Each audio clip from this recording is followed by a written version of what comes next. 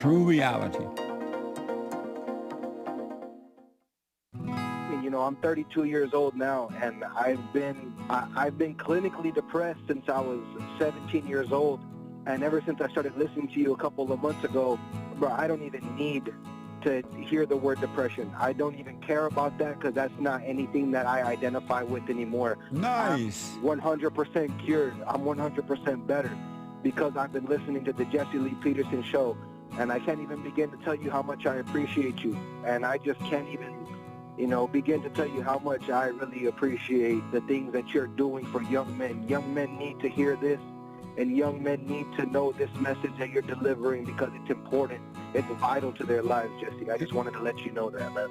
That's amazing. I mean, you made my day, man. When I hear one soul has returned to the Father, it's like 1,000. It's better than silver and gold. So God bless you, man. Check out my book, For Raised to Responsibility. I show you how I was able to overcome anger. The spirit of anger was taken away from me. I had it. And as a result of having anger, I was insecure. I had doubt, worry, fear. I was in a fallen state and didn't know it. And it wasn't until I went and forgave my mother who tried to turn me away from my father. I forgave my father for not being there and returned back to him. My spirit connected with his spirit, and through him, I was able to return to God. And I have perfect peace. Perfect love casts out anger. And when anger is gone, fear and doubt, worry, insecurity, suicidal thoughts, all of that is gone, and you are free. Amazon.com, Barnes & Noble, or if you want an autographed copy, you can go to my website at rebuildingtheman.com or call 800-411-BOND. So, here's what I recommend. I invite you to download my silent prayer, and I want you to start doing it. You just download it, get the points of how to do it, and then after a while, you just do it on your own. It's going to point you in the right direction that your life will be returned to you from God. He will give you your life back because anyone and all people who has anger, they're not themselves. You are the person that you are angry at. That's why it's so important to get to know yourself so that you can see who you're angry at. And if you're doing the hooping and hollering prayers and things like that, some people get up, oh, praise the Lord, hoop and holler, bless my mama, bless my daddy. Continue to do it. Do both. You will see if you want to stay with the hooping and hollering or do you want to be still and know God. So my gift to you, no charge, at rebuildingtheman.com/church.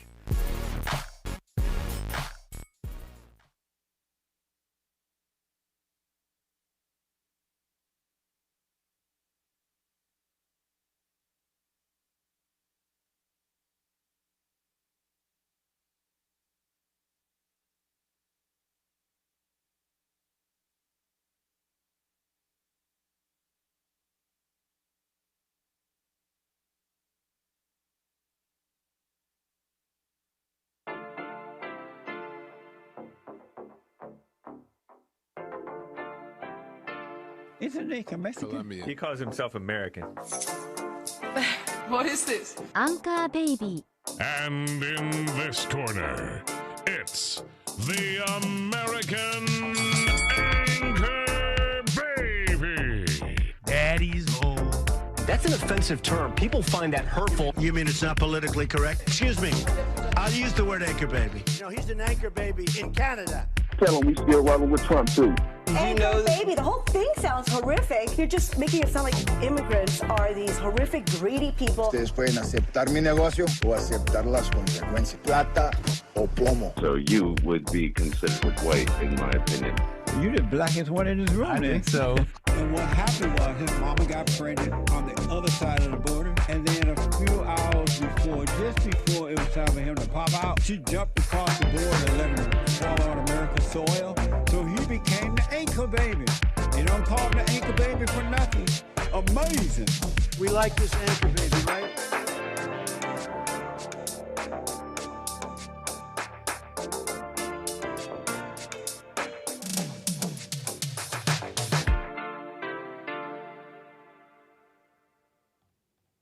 Hello, I'm the American Anchor Baby. This is my show. Thanks for tuning in, folks, on this fine Wednesday. How you doing this Wednesday? Nice to see all of you, okay? Got a bit of a show to get into. Pleasure to have you here. A fine Wednesday. So thank you for tuning in. I'm seeing all of you here.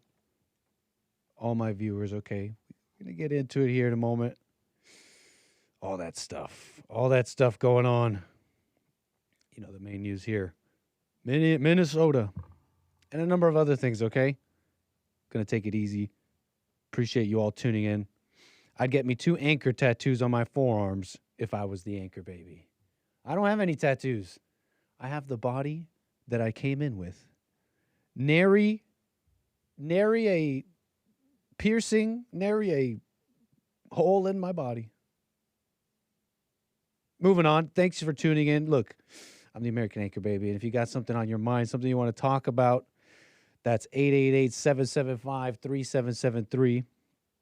If you got something to say, something you want to talk about, okay, and all that. Welcoming my viewers here. How you doing? Rumble.com/American Anchor Baby. How you doing, Jules? Is that Leon? Never seen that name. Welcome. Very cool. And, of course, my viewers on punchy.tv/Anchor Baby. How you doing? Welcome, welcome. And, of course, my viewers here on YouTube. I think that's everybody. Welcome to the show. Don't be rude. Everybody's being rude. It's the in thing. And you think you're a citizen. You think you're a upstanding person. You're not. You're barely a citizen.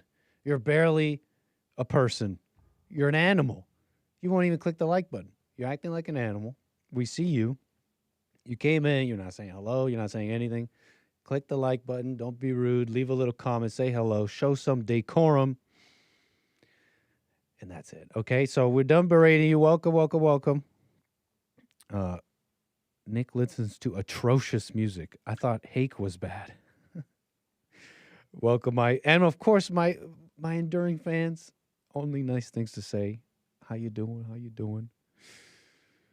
We'll get to your super chats. We'll get to your super chats, your coffees, buymeacoffee.com/Anchor Baby, and everything here. Okay.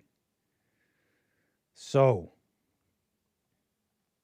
the public's not happy. You knew that already. You're talking a little bit about Minneapolis and all that.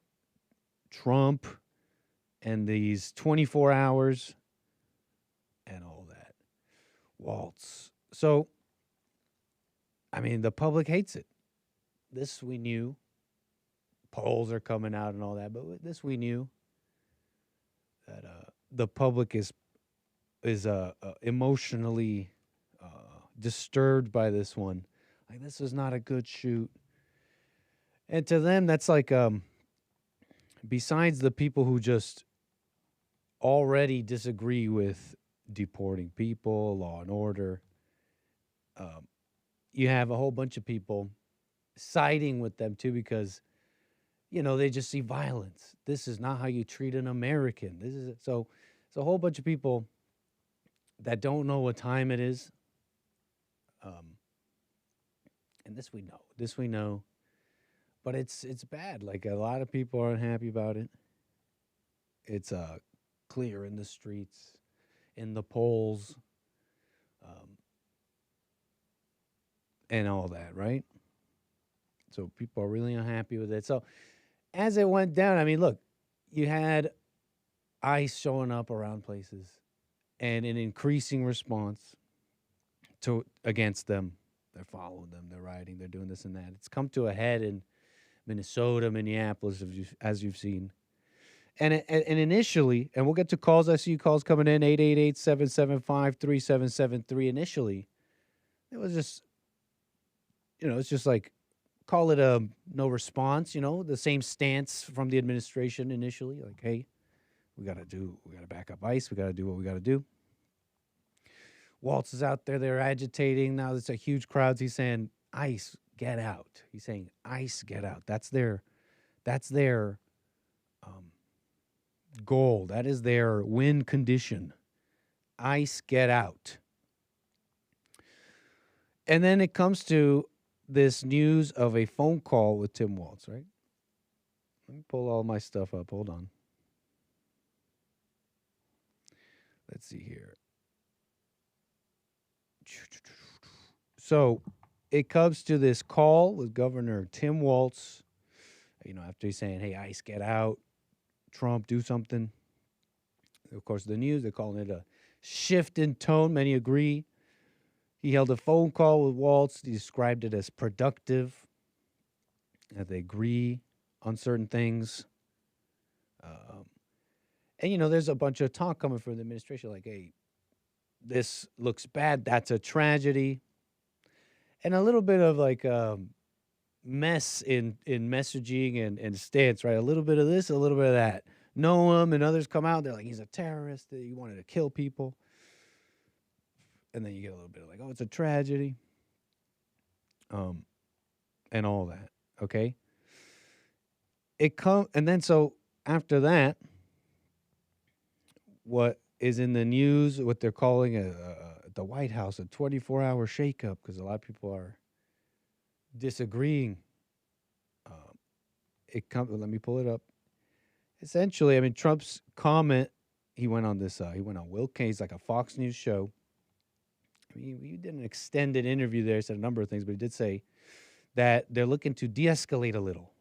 We're going to look to de-escalate a little. He says everybody's reporting on that part, just to be fair. I mean, whatever. He did say in the same interview, it's not a pullback. It's not a pullback. We're not pulling back. And then, okay, so he says those comments. Right before that, there's this personnel shakeup. Before he made those comments, he's this personnel shakeup. Kristi Noem, this Bovino guy you heard of, who became this face of ICE over there. And he's moving people around. He's like, we're sending Tom home, and we're bringing Bovino, putting him somewhere else.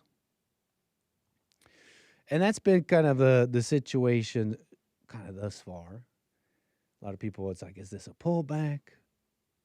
When he says de-escalate, I mean, I understand that there's been a huge response to it. I mean, there's this like some strategy here. There's some strategy here to de-escalate, but allow me to present this and then tell you what I'm thinking here. Because maybe there's like some strategy there, right? But let me show you kind of like right instantly what was the response. Where he comes out, we have this phone call. It's going well. They're going to listen. Let me show you how they're listening. Because this is like the day after. Like today. Today, Wednesday, Mayor Jacob Fry. Let me see here. He comes out and says what they've been saying. Just harder. He's just like, Minneapolis does not and will not enforce federal immigration laws. He comes out all hardcore, I guess, right?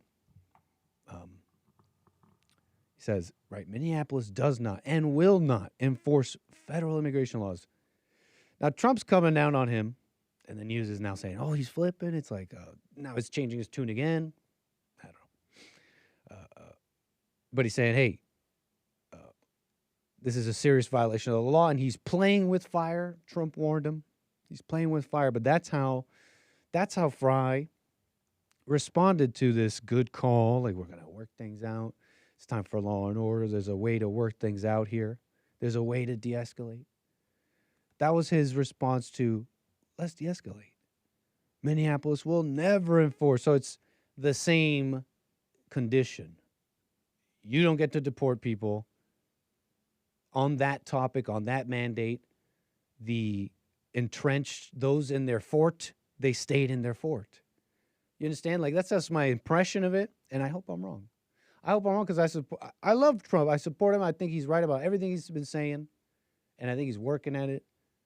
I absolutely agree with everything he's been saying about the country, and he's absolutely right.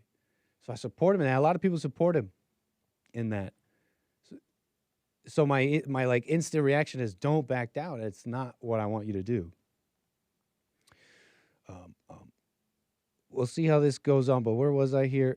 He's saying, where was I? So Fry, he's defiant. And I forgot what I was going to say. But let me just get to this. Here's Walz, because this now Tom Homan is coming in. Suppose some personnel shakeup. for whatever reason. I mean, you could gather a number of reasons. Like, okay, he's just unhappy with how it went down. I mean, he's been saying that. He's saying that Stephen Miller has come out saying maybe ICE agents aren't quite following protocol. So, I mean, he's been saying that he feels that in a certain way, maybe a change of leadership might improve these things. In another perspective, nothing that's been said, a change of leadership could be kind of like a calm down to the people. Like, here, this is the person that was at fault. So it's been a bit of a messy, I'd call it a bit of messy, because he's shaking it up saying, hey, in my opinion, saying, well, here's someone you can blame for what happened there, and I didn't want that to happen. And so all these calls came out to fire Kristi Noem, who's the head of the DHS and all that. And so he came out, I was showing you this yesterday, saying, no, I'm not going to fire her. So he's like standing with her, standing with the administration, which is good. I was saying that yesterday. It's what he should do. But I say messy because, it's been a little bit of this, a little bit of that. They're like, to me, it seems like they're dealing with this strategic problem. And like I've been saying, I have a far less information than Trump. I have far less thinking of strategy. I'm just kind of more simple. Like the news media would call me an immigration hardliner. And as an immigration hardliner, like there's no like middle ground here. They're gonna hate it. They're showing themselves, like Fry and others, to be totally committed to being against the principle of what you're trying to do. And being halfway with it is like saying that we brought the army of the people right up to the footsteps of the fortress, but they ran us off. Allow me to explain. Because you got Tim Walz here now, and he's praising Tom Homan. He's like, he's a professional. Tom Homan, he's on his way coming into, he's going to run things here. It's probably an ad is about to play. Hold on. He's going to run things here. I'm going to show you this clip here. But Tim Walz is out there saying, hey, Tom Homan's a professional.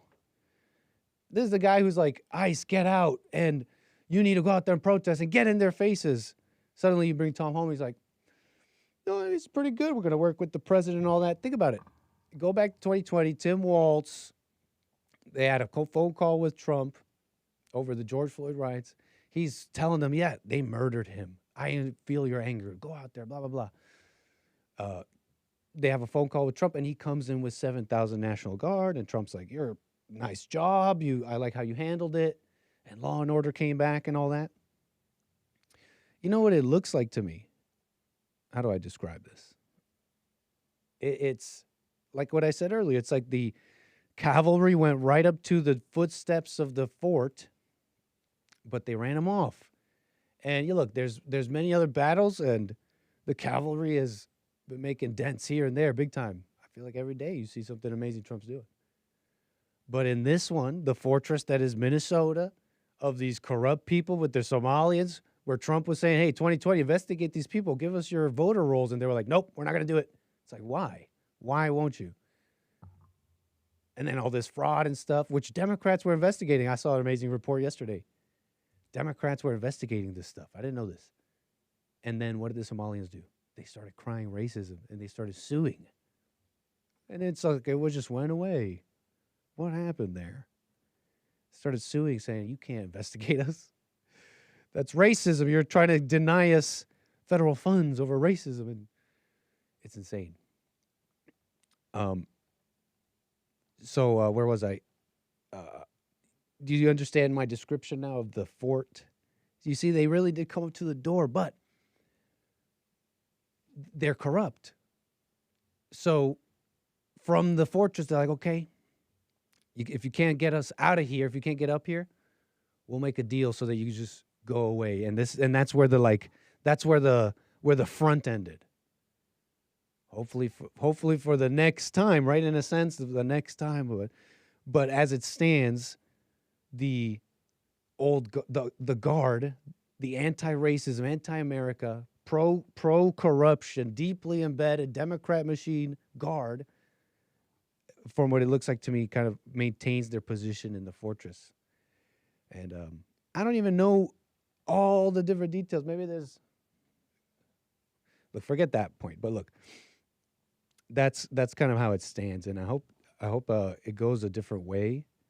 Like I was saying, I believe he's right about everything he's been saying, and his supporters voted for him to deal with it. So I wish him well. It's definitely a lot of fog that I'm not familiar with. I don't know how I'll end up. But dang, where was I here? That's pretty much what I say about it. Now, did I get to play this clip? Come on. We're trying to add some color to the story, Mediaite. Come on. You know, Tim Waltz talking about Homan. Give the people some footage to eat, to manja on. So to Governor Tim Walz. Governor Walz met with the White House Border Czar Tom Homan today, who was dispatched to Minneapolis in the wake of Saturday's fatal shooting. It was the governor's first television interview since Alex Purdy was killed. I appreciate you being here. I'm sorry to make you stand out in the cold, but I guess you're used Minnesota. to it. Yeah. First of all, the meeting with Tom Homan, how did that go? What are your thoughts on it? Well, Tom Homan's a professional, which is a lot more than Bovino and Kristi Noem. But look, I think the thing we said is we're very clear about this, that we need these folks out of Minnesota, and we need justice for. You see how what changed? He's still on ice, get out. That's still their win condition. So what's a change of Bovino to Tom Homan and all that matter? Not to Tim Waltz. What matters to Tim Waltz is the de-escalation and getting out. So, I mean, I just can't see a situation where he's happy, right? And this is like maybe at the least a smaller strategic win, but the guard, the America-hating brown guard led by the White Kings, the King of Somalia, Jacob Fry, and Tim Waltz, stay in the fortress. And I think that's the situation right now. I mean, I hope I'm wrong. What else is there to say about that? I mean, so there's Tim Waltz, and he seems to be happy. That's not good. So what a mess, huh? What a mess. And the public is is like the big issue here, right? Because you essentially have, besides the people already just committed to, just even ideologically, they're against white people, the English language, America, try all this. And it's all the people kind of supporting them out there because they feel bad. They saw violence in the streets, an American getting shot, and they fall for all that stuff. And I don't even think they fall for it because, they're just good people and they fall for it. It's because they are aligned, in a sense, against order, manly order in the world. What a mess, right? So that's like so Minneapolis is like literally like a stronghold, like the worst corruption. It seems like every justification for, like the feds coming in, breaking down doors. But that might be like a different America. Is it time for that? I don't know. I still feel like I've always thought that I remain thinking Trump is the guy for now. He's the guy for this moment. Remains a legend and all that. But that's besides what's going on here. So we're done with all that. I want to get to calls. That's a bit of the news with Waltz and all that. We've got a number of things to get into today. Let me just finish some of these links. I mean, let me not move too fast here. I mean, I saved all this for a reason, right? Anyways, maybe not all this is important. What else did I have here? The guy had problems. I wrote to myself, reminding myself a couple of interesting details I came out of this Alex Preddy individual. Alex, the guy shot by ICE out there. They're saying he's like this freedom fighter. He's just an American. He's just a nurse, an American. and maybe there's some who are not leftists, so to speak. They would agree maybe he shouldn't have been out there, but the actions of ISIS they needed to be better. He didn't need to die. He was just some lefty dummy. This guy, turns out, a week before had been physically fighting with ICE to the point that earned himself a broken rib. That didn't stop him. He's still out there looking to tussle with people. His family, you know what's funny, interesting about his family? His own family members, where was it? We're saying that he's just been strange lately, that he's just not. They were worried about him. He had quit his job months before, and he'd been hanging out with just the wrong crowd, and he had mentioned joining a group. His family members' statement, they said, and I'm paraphrasing a bit because I don't have it in front of me, they were saying something to the effect of, we had learned that he had joined some group and was planning to go out there and protest and stuff, and we just told him to just be safe.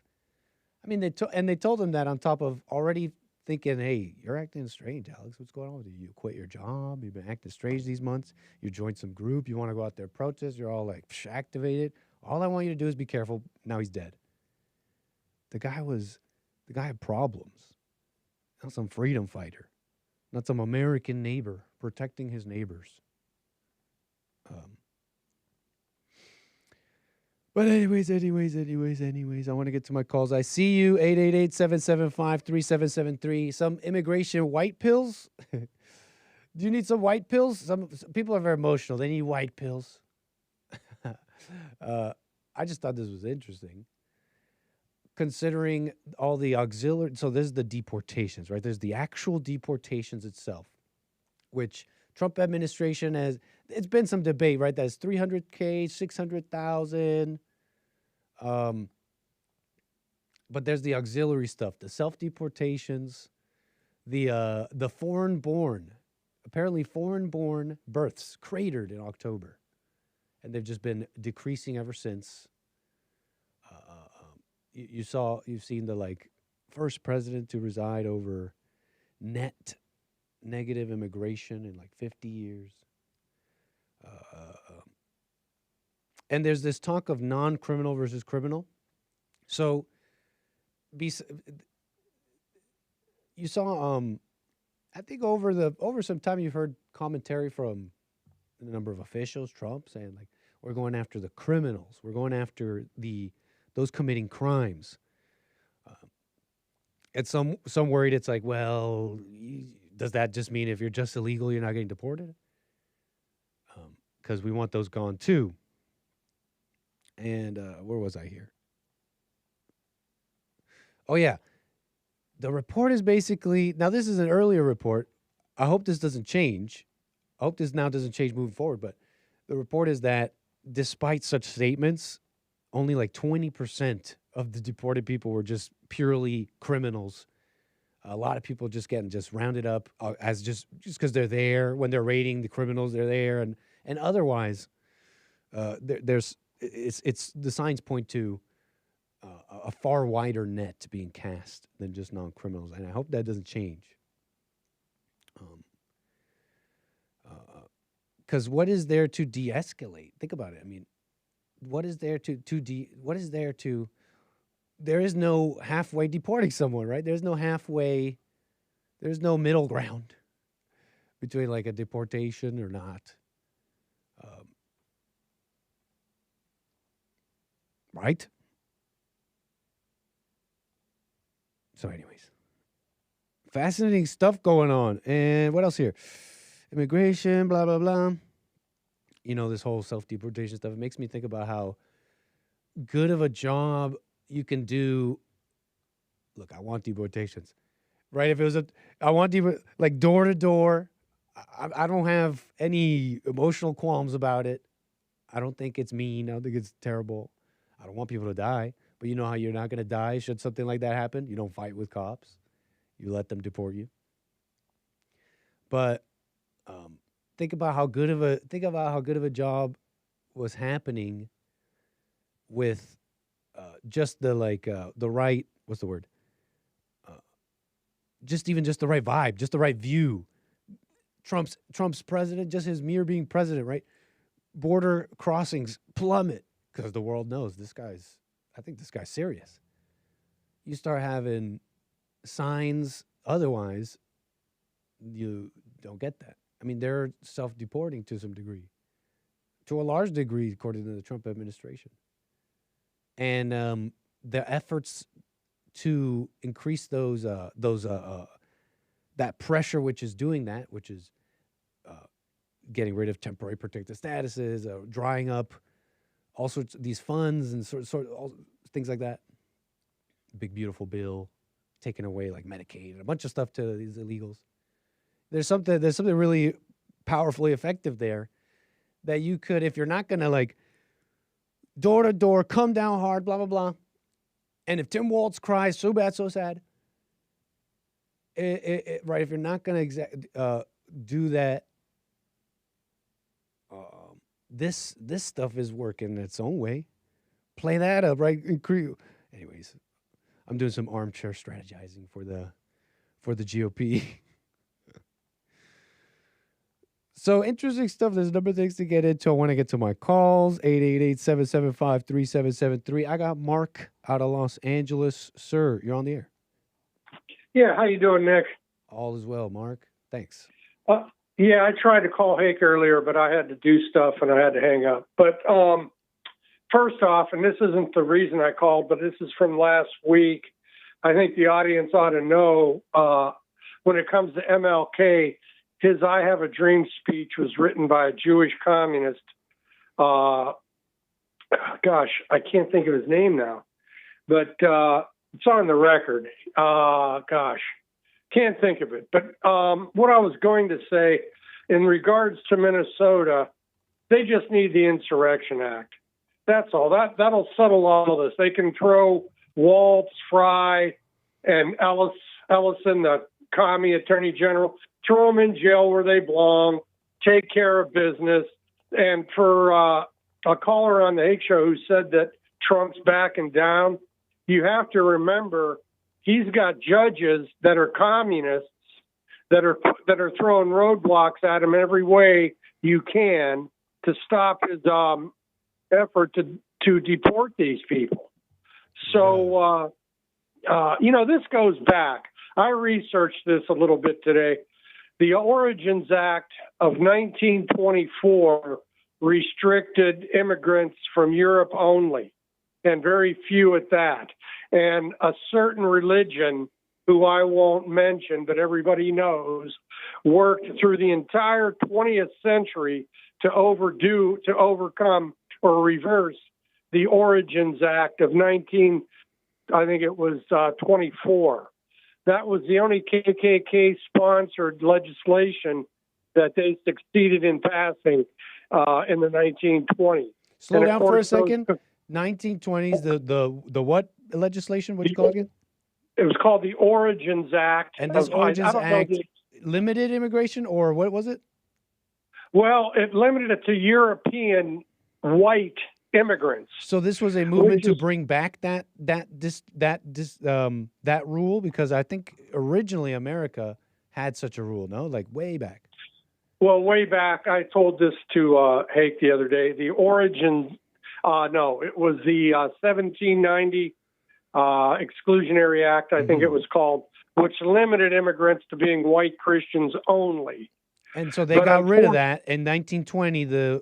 This act you're talking about was like an attempt to bring that back. Well, in a way, yeah, in a way, it was an effort to keep America white, and there's nothing wrong with that. And so where were you? You were saying the KKK backed it. Are the ones that hate us. Pardon? And so where were you? You were saying the KKK backed that legislation. Yes, they did. That was probably their only victory in the entire revival of the Klan in the 1920s. Actually, the Klan was revived in 1915 after the show Birth of a Nation hit the American movie theaters. And so did this act pass, you said? The Origins Act did pass. Oh. But in 1965, like 40 years later, Kennedy Rodino, and there was a man named Sellers, Jewish, communist, white hater. He was on the case for like decades trying to get the Origins Act reversed, and he succeeded. Now you made a claim. I'm following you, man. Now you did make an earlier claim. It sounds like what you just said maybe is your justification, just giving you the floor to back it up. Prove you said a certain religion is what was what changed this. Your evidence on that, sir. I guess where'd you get that? Well, I don't have the names. I have Sellers, Kyvie Kaplan, his brother. Gosh, I saw the whole report. I didn't write all the names down. Basically, it was a conspiracy by this religion to destroy America through immigration. And through the better part of the 20th century, the white man maintained white-only immigration for the most part until 1965, right a year after the Civil Rights Bill passed.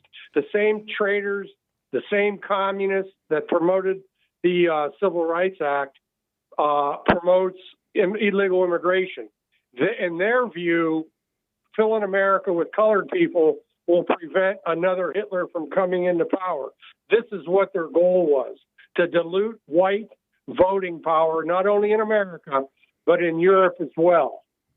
And, I do know there's a bunch of liberal Jews, and they I mean, just like this liberal ideology, it's just deep, it's entrenched, and it hates America for sure. Christianity. Well, 80% of the Jews voted for the Democrat.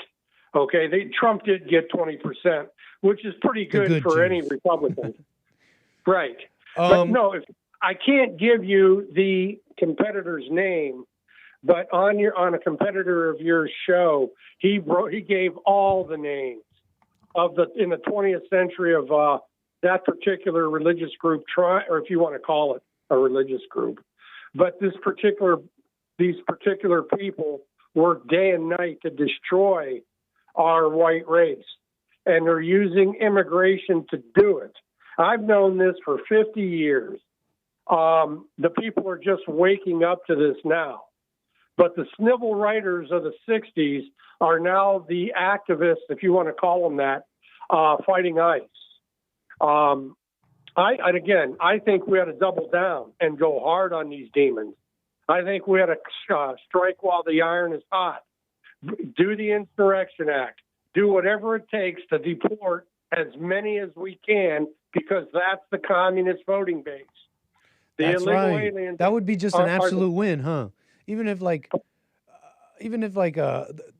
get, like, I don't know, even if your own voters hate you, like, hey man, you're being too hard on them. That would be like a huge win, because every single one of these people you deport, they're gone.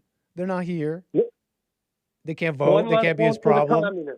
And and the Democrats can cry, but they're gone. Well, yeah, that's their voting base. And what scares me is if the Democrats take power again, they're going to try to reimport all these demons that Trump and ICE have worked so hard to get out of here. Yeah. Did you hear, by any chance, you probably didn't see it, this guy, and I'm not going to repeat his name because he's a demon, but he's running for Attorney General in the state of Ohio. Oh. And he has threatened to kill President Trump. I saw that. What a demon, man. They ought to arrest him and throw him under the jail. But when I see what's going on with these elected officials and these judges, it makes me, and I know you're not going to like this. All right. You're not going to like what I'm going to say here, but it makes you wish Hitler had won the war. I'm sure a lot of white Europeans. Hey, you were right. You were right, man. I don't like that. Well, I'm just telling you, do you think we'd have these That was problems? so long ago. I don't even think like that. Do you think we would have these problems had he won? I don't know. The term racist would be banned. And the separation of the races, the way it should be, would be enforced. And the communist traitors like Waltz and Fry would be getting the gas. Whoa. Now, I know it's harsh, but there's no way out of this. Really? There's no easy They're going to way get out. the gas, man? Really? You don't think they would just do it a different way? Like, it sounds no. Well, I'm messing around. we gassed the Rosenbergs in the early 50s Who did? When they gave atomic energy plants. When you to say the we Russians. gassed the who? Who did? The U.S. government. Gassed who? And the Rosenbergs. Who's that? They were communist spies who gave atomic bomb information to the Russians. They were caught, they were tried, they were convicted, and they were gassed. And we gassed them? So, like it's like the government killed them, legally, so to speak, right? Yes. But yes. And the method was gas? Yes. Okay. From what I heard, I don't think they gave them the firing squad. You'd think I think they got gas. The firing squad, but hey, whatever. Pardon me? No, go ahead. You were saying. So, it's not a Holocaust when you gas communist traitors who have broken the law, espionage, treason, whatever. That's not a Holocaust, and that's not an extreme statement. It was a judge by the name of, I believe his name was Johnson, was the judge in that Rosenberg trial. But they were brought to justice. They were evil, and they paid the price.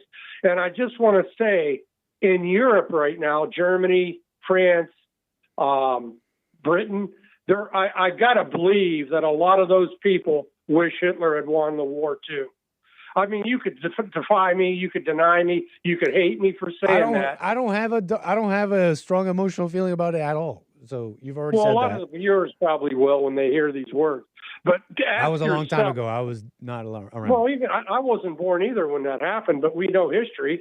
I mean, we don't have to have been lived through it to know what happened. And I could see history has been working against us since, well, not history, but the enemy has been working against us since the end of World War II. Do you see any coincidence in that? The civil rights movement took off in the 50s and 60s, 10 years after Hitler was defeated. Now, there was an NAACP, there was an ADL, all these subversive groups existed before World War II started. But for the most part, they were ineffective and they weren't winning any battles. It was after the Second World War, for example, we integrated the Army. A couple of years later, they integrated the schools. And it's been a loser. Integration has been a failure in America. It hasn't done anything for the plus side. And these demonstrators in Minneapolis and around the country, they want to destroy the white race. Their goal ultimately is to see us as a minority where we won't have any rights. No politician will have the guts to stand up for us because we'll be a minority. And it'll be similar to what's happening in South Africa. Some don't. South Africa. You may have heard the call yesterday on Hake. Some dopey lady called in and said that there's no genocide in South Africa. Well, that's what that fat pig president, of South Africa came to the White House and Trump told him the same thing. Hey, you're killing white farmers. Oh, no, I don't know anything about it. Yeah. Then he provided the receipts. He showed the crosses of where all these farmers are buried that have been killed by black savages. And it goes on as far as the eye could see. And this ding-a-ling calls the show to Hake yesterday and says that there's no South African genocide. It's always the women who are the strongest adherents to the party, the bigots. Say that again. Something George Orwell said that was said earlier today. It was always the women, especially the young ones. Although this one's not, I don't know. I think this one got old and nasty like this. But the one you're talking about. But there was always the women and especially the young ones who were the strongest adherents to the party, the bigots, the I don't know, the spies against unorthodoxy or something like that. Are you talking about on the left or right? Think about it. Is it really left or right? It's well, the women it's just today, the female spirit that it's just so easily you just get a strong man, whether left or right, whether some sort of fascist or communist.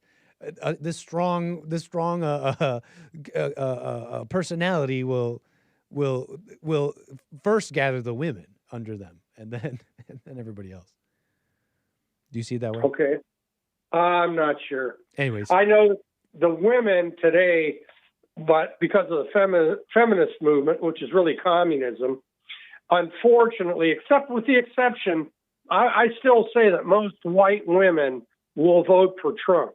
We're only seeing the hags and the communist demons out on the streets of Minneapolis. These white women are garbage. They're probably communists, and they're probably paid to be there. And I have no sympathy for the kosher boy that was shot last Saturday. Pretty, he deserved it.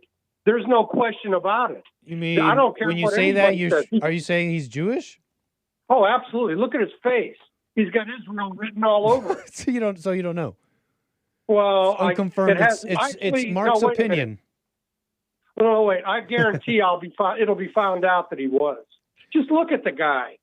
That's like looking at a Negro and asking if he's black. But we'll find out what Purdy was. He was Jewish. Well, either way, either way, I mean, that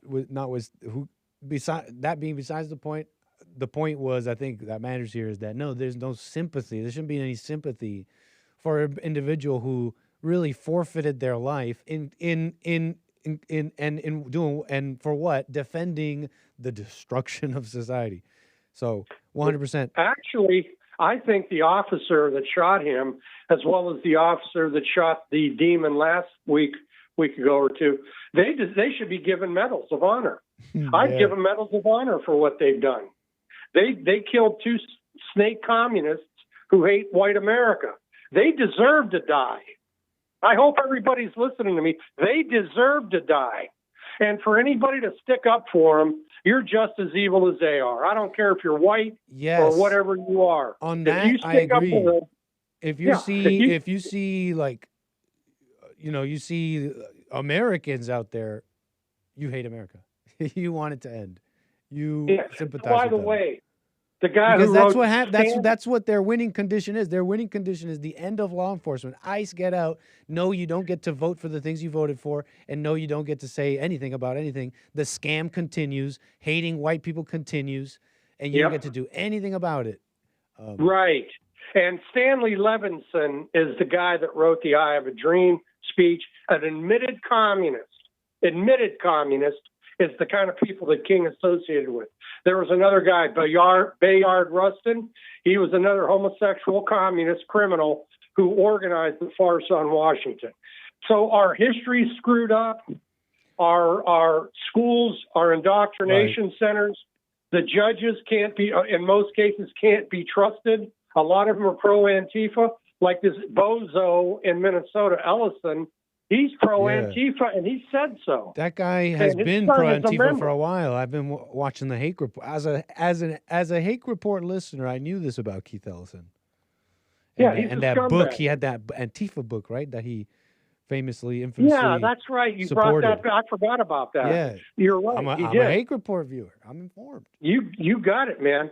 But the whole state, in my view, is on the payroll of the Somali fraudsters, because $9 billion was defrauded in tax money. That's a lot of money to go around. That means judges. That means elected officials. That means anybody that has anything to do with the way things are run on immigration in Minnesota have been paid off. That's my opinion. Where did $9 billion go? It didn't all go back. It went to Somalia. Not all of it. Not all of it. A lot so, of it Mark, did. I bet you. Mark, man, been spending a lot of time here. I would need to move on to my other callers. Last thing, was it Clarence B. Jones you were talking about with Martin Luther King speechwriter, or is it Stanley Levison? Stanley Levinson, okay. Communist, admitted communist, as well as the other name, Bayard Rustin. He was a Negro. They caught him in Pasadena in the men's room with a little boy back in the 40s. And King elevated, he was convicted on that too. King felt that he was a good man in his so-called Christian church and elevated him to a high rank where he organized the March on Washington. King didn't believe in the virgin birth of Jesus. He doesn't believe that Jesus is the Son of God. He didn't believe in the divinity of Christ. He was hardly a Christian. But the Communist Party saw the black church as a weapon to be used against the white man. This is going back again to the 20s. and they picked Martin Luther King to be their spokesman a few decades later. But his father, Michael King, that was actually Martin Luther King's real name. He was also a commie. He was involved with the evil ones that were trying to push race mixing way back when. You know what? It's like some interesting facts here and there. A lot of messy details too about Martin Luther King's life. There, I know you're bringing up. You're saying there was convictions and all. So I know you're not just. I know you're saying these are facts and all that. I'll tell you this. For me, those things. Maybe, I mean, they can also just be used for as gossip, but think about it like this: they can lend to proving kind of who Martin Luther King was. But here's really the key, really all you need. Those are also auxiliary. The key is, I think, even in the very speech, this so-called "I Have a Dream" speech, the biggest charge against Martin Luther King is the very fact that he just didn't believe what he was saying, and that he was all for what you were saying there, the communist, anti-America stuff. He's in the very same speech everybody's been saying for all of our lives since we were growing up. Oh, I care about I wish in America that cared about the content of their character, not the color of his skin. But it's the same speech he says, but 100 years later, the Negro's still not free. The life of the Negro is still sadly crippled by the manacles of segregation. This guy was, Louis Farrakhan was Al Sharpton, didn't want blacks to be free individuals. And that's really the in my opinion, the greatest charge against him. But Mark, man, I appreciate your call, sir. You got to do it quick. Thing? Go ahead. Well, real quick. If they open up the files the FBI had on King, which they refused to release, we'll know who this guy was. And the enemy, enemies. But I'm interjecting. Apologies, but from the quote I just read, we know who he is. But I finished what you were saying. Well, I know, but the real proof would be in those files that they refused to release. How he hated whites, how he cheated on his wife, how he was with prostitutes all the time. He was even a homosexual. He had little boy parties. And that could be looked at by Ralph Abernathy's book. And, I'm not allowed to give book titles. You got to watch that, Mark. Call me again, Mark. You made your point, though. Loud and clear, sir. No. We heard the point, sir. I think that's loud and clear, man. Can you call me again? Okay. Will do. Thanks. Thank you, sir. 888-775-3773. I mean, I just got to throw this in there because it is fascinating to me. I think such a statement is quite shallow. Like, once the CIA reveals he was a homosexual, we'll really know who he was. Like, what a shallow statement. And it's not even an attack. Just understand what I'm saying. A person who can, like, first of all, someone who has even a little bit of self-understanding would know that, I mean, those are just mere actions and in your path. I mean, maybe it might lend to what you're saying, but they're so auxiliary because it could go either way. It could be a mistake. It could literally be anything. What tells you more about what he really thought and who he was his own words. And I know even words can be a mess, but take it in context. He said he's billed as this unifier that wanted to care about the content of character, but how can someone who truly cares about the content of character, your heart, say such a thing like Negroes 100 years later are still segregated and the color of their skin? That's all he cared about, the color of skin and how to divide and how to lie and keep it going, okay? He was part of the civil rights movement. What a scam. So we knew who he was. So we don't need the CIA to, right? That's all that messy details that it's not like I got a big thing about it. Like, no, don't release it. Like, what do I care? But if I'm talking it's like two men talking, we're talking about real things in the world. I'll tell you one thing, like a real man thing is not, give me the gossipy details, then I'll know who you are. You can't see someone. You can't see beyond you can't see like beyond, you can't see between the lines to see someone. It's like the people who are like, we need to know the body counts of women. You need to ask her body count. You can't tell, bro? Maybe you have very little experience. Maybe you get some experience. Grow up. You can't tell? You can't. The body count's written all over you, honey. I don't know what to tell you. It's all over you. But you can repent. Okay. We need to get to more calls. We need to get more stuff. Don't go anywhere. 888-775-3773. Let's keep it running. Let's keep it rolling. We got, who's been waiting here for a while, Jeff out of Louisiana. How you doing, Jeff? You're on the air. Pretty good, Nick. How you doing? All is well, Jeff. Nice to hear from you. Man, I was going to just list a couple of interesting things real quick. Back before Hitler became in charge, was trying to make the Aryan race, the white race, dominant. A lot of people come and built in America were from Germany. Anheuser-Busch the guy that started it come from Germany. The guy the one who started that drink company, Anheuser-Busch? Yeah. Anheuser-Busch come from Germany. Okay. How long ago was Anheuser-Busch? He come like the 1890s, I think. Oh, wow. Oh, no, he come before 1890s. 1852, Anheuser-Busch was founded. Wait, no, I'm sorry. I'm wrong. Keep going. You were saying? The guy that Philip Morris, Marlboro cigarettes. Philip Morris was born in Germany. Cool. And immigrated to the U.S. Actually, he started a cigarette company in England, and then he moved to the U.S. and started. His wife and son continued in the Philip Morris Marlboro. And Trump is third generation American. His granddaddy comes from Germany. Nice. His granddaddy was. Sounds like the Germans are pretty interesting people. Trump's granddaddy was a barber apprentice and come from Germany to New York in 1890s, and he went to California or West Coast during Gold Rush, and instead of going in Gold Rush, he built like shops to sell shovels and supplies for them. Interesting. And when it dried up in California, he went up to the Yukon, where they was digging for gold up there, and built like hotel, diners, and sell equipment. Amazing. Yeah, the Germans have enduring the German ancestry. I mean, the ancestors of the German immigrants that are here. I mean, they have a deep history going back to early America. But what's kind of interesting is if you look at World War II, I have a lot of friends, for example, even in Canada, that are of German ancestry. Go ahead, you were saying? If you go back to World War II, though, the funny thing is Hitler said when the U.S. and when Japan bombed Pearl Harbor, Hitler was happy because it wasn't him getting in a war with them, but when America started invading over there, coming over there, Hitler wasn't worried about the U.S. because they were a nation of immigrants. We can't build nothing. But we built 297,000 aircraft as opposed to Germany building 66,000 during the whole war. Can you say what you just said again about a nation of immigrants? That's the only part I missed.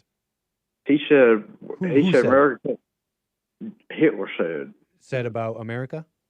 Yeah, we couldn't build nothing because we were a nation of immigrants and peasants. Really? Yeah, he didn't think we were integrated and mixed and a mixed culture. Uh-huh. They didn't think we would be able to build stuff, but like I said. That's a funny thing. I didn't know he said that.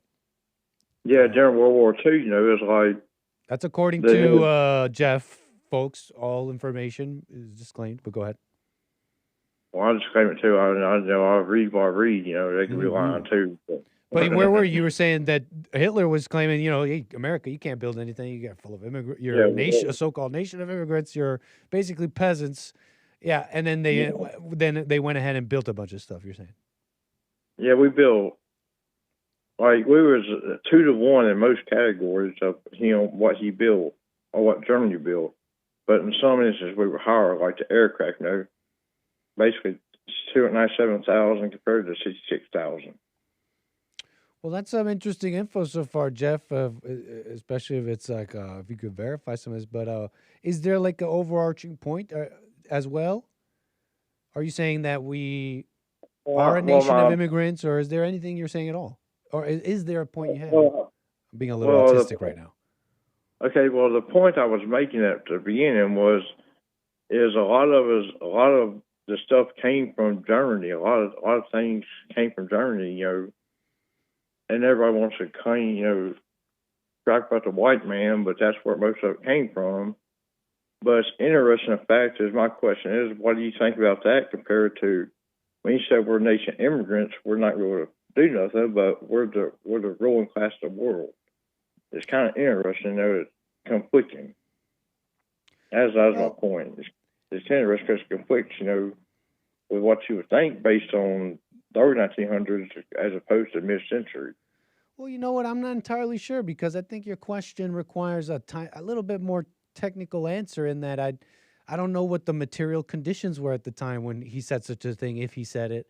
I don't know if he meant nation of immigrants like that's used today. And so it's hard to really say, just from my, where I am, I mean, from what you just said, I mean, it's hard. Again, it's hard to really answer that, man, but I don't know. I think at the time, I think there was some, if I remember, there was definitely German fear of U.S. entering the war that would tip things a certain way. I really don't know. Maybe it's just taunting them. Maybe it's like a true, maybe it's one of those things that it's like, yeah, it's a true statement, but they were still able to create a bunch of airplanes. I mean, can both things be true at once kind of thing? Like, hey, you guys, hey, Hitler's got to write about us. We got to just look, we're just like all mixed. We're a mess. But we can still build a bunch of ships, so don't talk so much. Like, maybe both things can be true. It's hard to really answer, man. It's just kind of interesting to me, as much as people want to complain about race, and I listen to y'all's show, and I call and I say stuff out too, but as much people complain about race, the races in America and all that stuff, is collective as an American society, we can do anything. And you gotta look at that said just the color of somebody's skin. It's what they put into the country. But anyway, man, I ain't gonna hold you up. I fell asleep every time Mark said the last point. Okay, go ahead. I said I ain't gonna hold you up. I'll let you some more calls. Jeff, a pleasure, man. Nice to hear from you. Call me again. Have a good one, man. 888-775-3773. We're going to get right back to calls here in a moment. Can we just break it up just a little bit? Okay, for the viewers, callers, have a little patience. Going to get right to you. But you guys see the voice of God? Okay, this is more like tech, like cool stuff, okay? Tech in the world, tactics. We're talking law enforcement. Yeah, it's the protesters, Minneapolis, and all that, but a different angle, okay? We're talking about anti-rioter tech. Dozens of protesters were detained. And they're calling it the voice of God, a sonic weapon that they employed, what I believe for the first time on American citizens. Oh no, these animals, they're just, now the American citizens are just a bunch of test dummies, huh? Nice. They're using this sonic weapon they call the voice of God, employed out there. And there were some images. You see this like box-looking thing on this vehicle. It is a directed sonic, call it a crowd-controlled device. Could be a weapon. I mean, you could send some pretty loud, strong beams of directed sound that are pretty focused to individuals, small crowds, and over long distances, okay? Pretty cool stuff, and you just need a couple of things: an amplifier, a couple of wires, a speaker. Now, it's going to take you a little bit more to build one of this level. These are like $10,000, $15,000, and they are available to civilians. But it really is a simple concept. You really can build one yourself. But it's an interesting little device. Let me just pull some of my stuff up here. Hold on. Some DARPA technology. I remember seeing videos of this in like DARPA, like mysterious weapons used by the government. And are they making you hear things? Are they gang stalking you? I don't even, that's like a bunch of conspiracy stuff. But look, where did I have this? The LRAD, also known as an LRAD, long-range acoustic device. Okay, I actually found the civilian version. You can buy one off Genesis. It's a little company. Hey, maybe call it the First Amendment. I don't know what it is. I like it, right? You, as a citizen with the First Amendment, this is on the table, I think. Okay, an LRAD, yes, I want it. Why? Because I want it. Long-range acoustic device. These things have like two settings. You could point it at someone from pretty far and have it on like voice mode. So it's like a big loudspeaker. But imagine this directed beam of sound. You could be like, what's the distance on this? What's the highest range on some of these? I was just seeing some crazy ranges. Imagine for a moment you're like in some crowd or you're somewhere and a voice just like boom, loud as day, like clear as day, just loud in your head. Just like in your head, just like disperse now, citizen. This is an unlawful assembly. Leave now, clear the area, right? Just loud, like in your head. That's how this thing works. 5,000 meters on a clear day, out to 5. How long is? Help me visualize 5,000 meters. Man, all of a sudden, this voice appears in your head. Like you can really mess with people there, right? Like, this is God. I am speaking to you. This is the Lord your God. Leave the area right now. This is an unlawful assembly. This is tailor it for different crowds. Okay, Chat GPT it, AI translate it. In whatever language. This is your God. This is Allah. Disperse now. Oh man. 5K.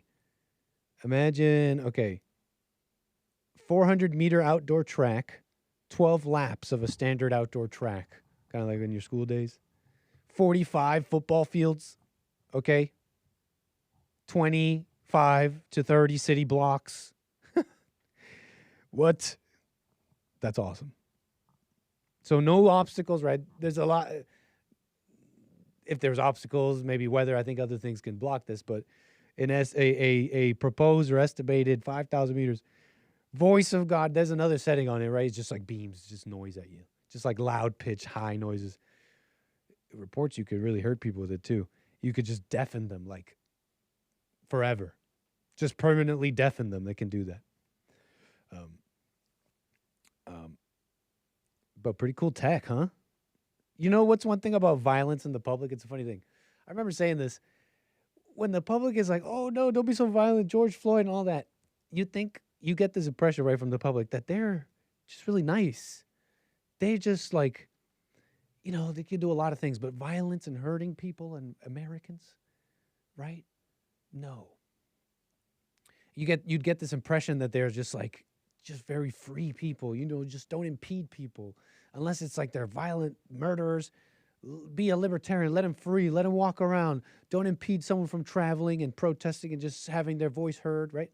You get this impression from the public that they're really just like free liberal people. Just let them go. Hands off government, hands off state, dogs of the state. That's a free person. That's not how they feel, folks. Not even in the slightest, okay? And let me explain.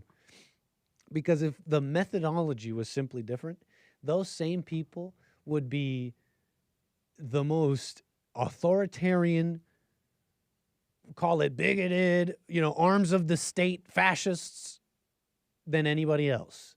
If you had a gun, for example, if you had like a gun, some sort of like futuristic gun that doesn't kill anybody, but just like envelops them instantly, just envelops them in a bubble and completely immobilizes them. And then you can like put them away in a cell, in like this stasis cell where they can't scream, they can't do anything. You just freeze them. They can't even like eat. You just freeze them away.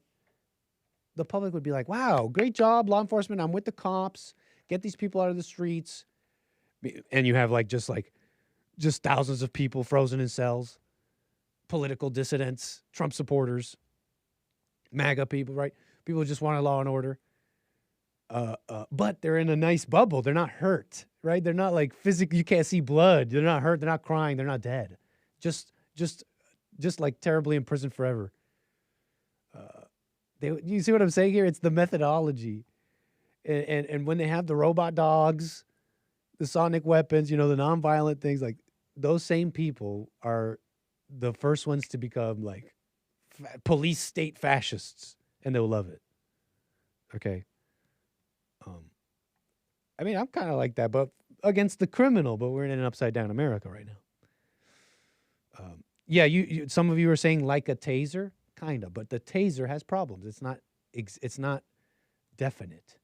Okay. So a very effective, definite, what do they use? Nonviolent method.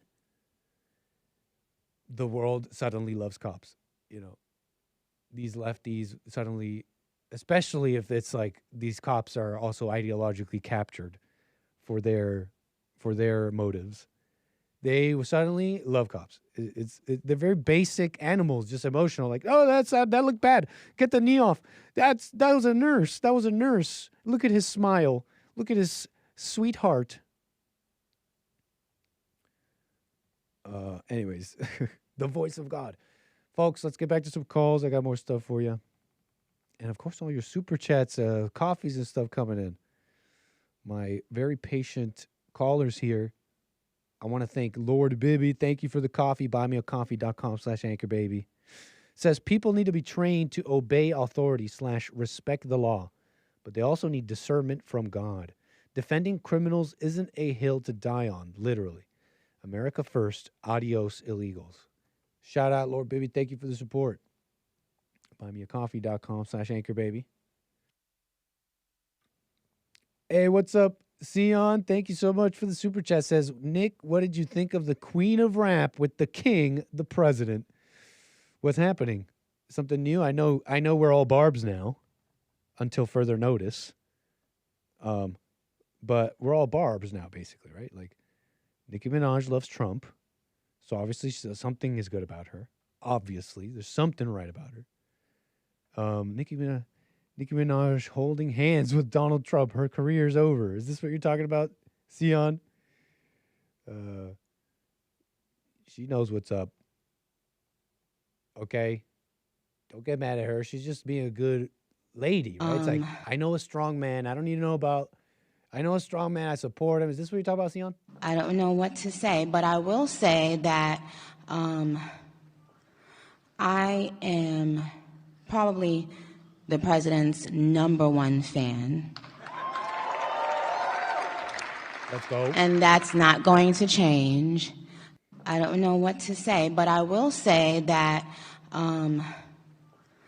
I am probably the president's #1 fan.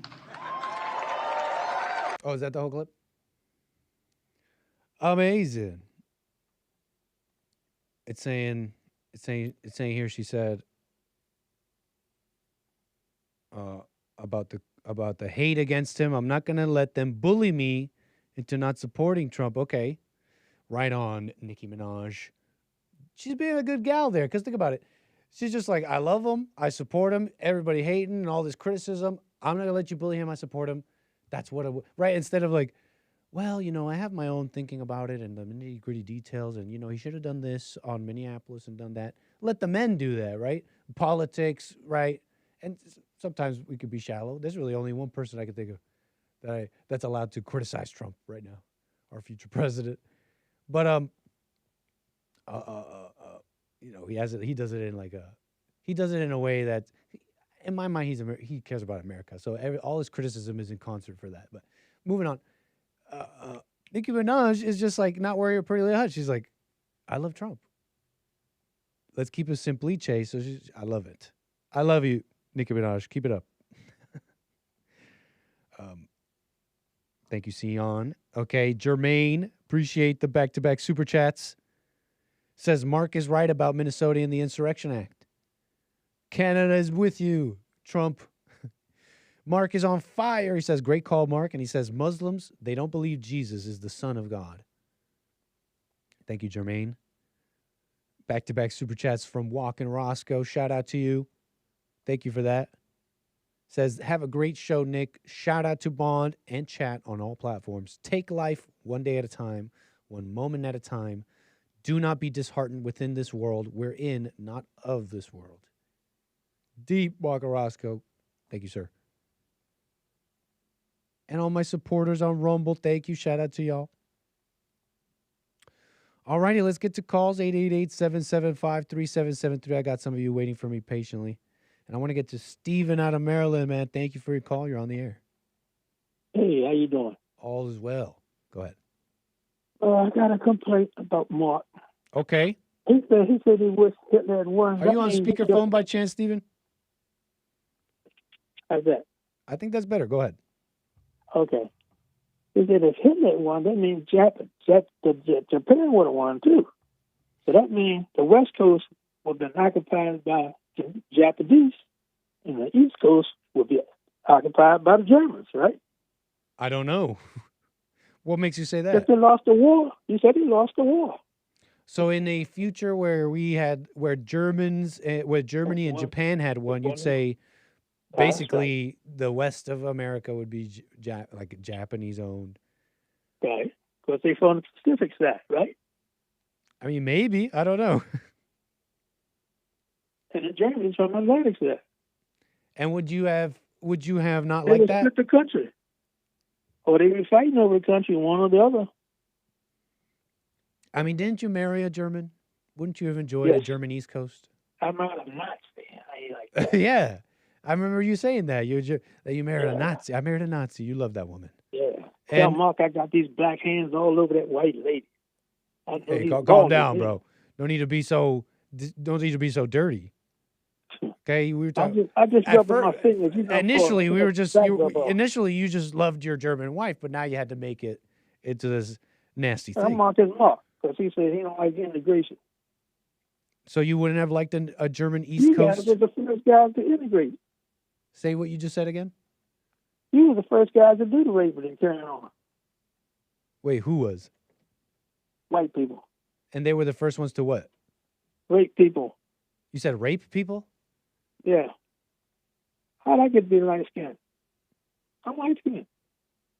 I have gray eyes. Stephen. You're saying that? Is that what you're saying? Like, just clearly that's your statement. Your statement is white people invented rape? Yes, the R word. We can't say that children. Yeah, you're right. My bad. You're saying white people invented the R word? Yes. You don't really believe that such a thing, Stephen? Why not? That's not even worth responding to. You see any dark-skinned people in Europe anywhere? You said what? You see any dark-skinned people in Europe? Yeah. What do you mean? No, you haven't. Come on. They're all over London right now. What are you talking about? They don't. That's Arabs. They just moved there. Right, but then there's... Wait, what? I'm talking about back in the day, 1700s, when black people were being raped. But why can't I say the opposite? Why isn't it just as likely the opposite happened? I mean, at one point, whites were just white as snow, just white, pure, untouched, and then suddenly a bunch of khaki people, brown people. Sounds like some, but maybe the raping went the other way. How do you know what you're saying is true? No, you can't. We started with the black race, right? Yeah, but they were white as snow, pure, untouched, and then all of a sudden it's mixed. How come the raping didn't go the other way? I mean, that's how it is now today. That's how the law. That's how it is today. Did you know that? That's how it is today. Blacks rape white women, not the other way around. White people don't rape black people. Black people rape white people. They already had their share. You said what? They already had their share of raping people, black people. You got to repeat that one more time. Your phone's a little funny. Oh, well, it's not a. That might be maybe better. they had their share already of raping people. Who did? Because I don't think we didn't do that much raping. Because you know what happened if a black man raped a white woman? They were sitting down in Yellow Mama. You know who Yellow Mama was? No. That's an electric chair down in Alabama. What did you call it? Yellow Mama. I had never heard that. You said Yellow Mama? Yeah, they call it electric chair in Alabama. The electric mama. Oh, wow, you're right. The Yellow Mama. Yellow Mama. Right. Yeah, you're right. And getting back to electricity. Is the electric chair of the United States state of Alabama. Right. The electric chair of the United States state of Alabama was used for executions from 1927 to 2002. So 25 people. The Yellow. That is awesome. That was rapists. The Yellow. Do you support the Yellow Mama? It was the mean of execution. Like Ethel and Jewish Rosenberg, they was electrocuted. Yes. Tell Mark that he didn't know that either. Oh, you're saying the guy that Mark brought up said that U.S. gassed them. You're saying he wasn't gassed; he was electrocuted. Yeah, both. That sounds more believable. New York City. That sounds like because there's there's a history of executions. That's a known technology used in executing people, the electric chair and all that. See, now that sounds more believable. But I just told him Mark something else he don't know. He thinks he knows everything. Everything.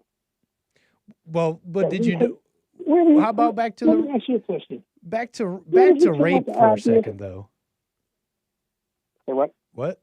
How about bringing it back to rape for a second? Sorry. You were about to say something. Maybe I shouldn't bring it back to that. How about we move on? Okay. What were you about to say? I forgot what I said. Okay, maybe actually back to rape for a second. Did you know?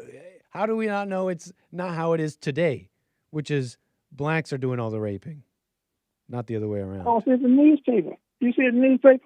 What about the newspaper? It'll be in the newspaper.